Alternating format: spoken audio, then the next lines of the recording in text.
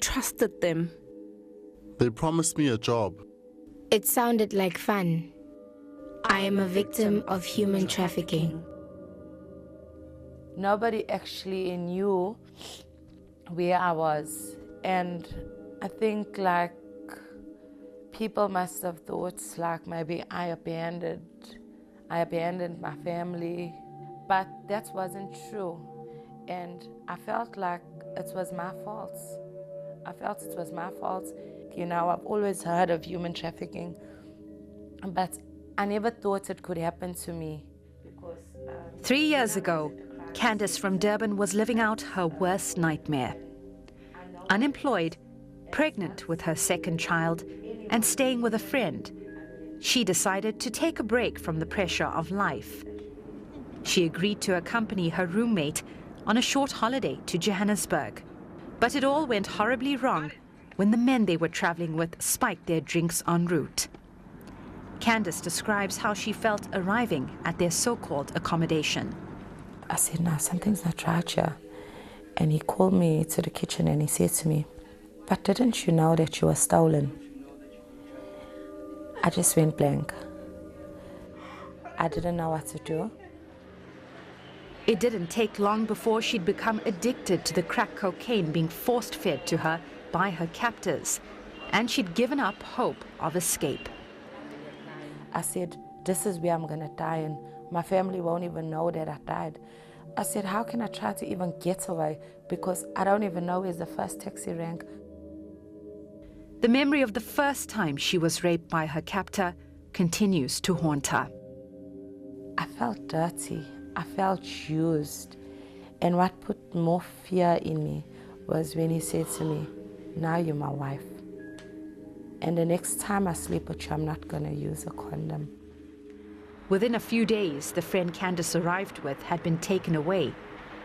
To this day, she's not sure if she's still alive. High on a concoction of drugs, Candice was ordered to walk the streets at night as a prostitute. But eventually she found the courage to escape. I thought of my children, and my children strengthened me at that time because I knew this is for my kids. And that's what gave me the courage. Pleading for help, Candice begged social workers to be placed in a crisis center before traveling safely back to Durban. From the outside, life is back to normal for Candice. She works as a health and beauty therapist. But the horror of her past is still very much with her. It followed me. I never deal with it, and it followed me. And only now I'm beginning to deal with it step by step, and through my counseling, I think I'm getting there. I'm not fully there, but every day is a new day for me. For some victims and their families, the road to recovery is just as hard as the ordeal. It really is heartbreaking to see that they are so disorientated. They most of the time high on drugs, and a lot of the time they actually feel like they are not the victims. They feel like they're the ones who are at fault. So they want to give false identities. They don't want to tell you the true story of what they've gone through, and it's very difficult to earn their trust. Groups like the Umgeni Community Empowerment Center are dedicated to helping victims through that process and creating awareness about human trafficking. Monitoring human trafficking is a major problem.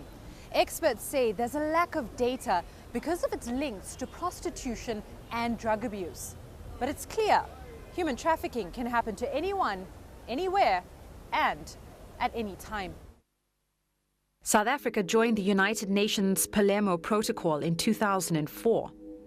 It aims to tackle human trafficking and demands South Africa to prosecute traffickers, implement preventative measures, and most importantly, adopt its own laws to deal with the crime.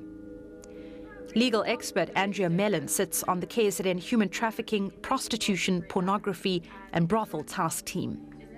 She believes South Africa has been slow to do this so far.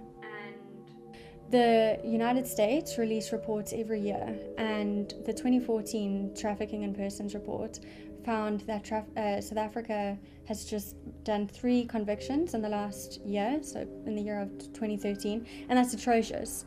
The number of trafficking instances and offences that take place daily, hourly, for only 3 people to get convicted is mind-blowing. But with an estimated 27 million people trafficked every year across the world, it's a global problem.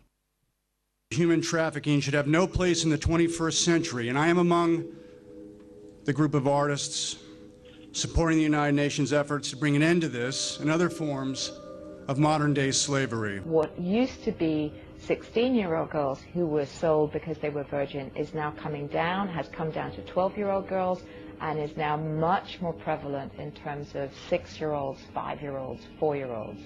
To combat an organized crime, we need to be organized. All of us who believe that no human being should be enslaved.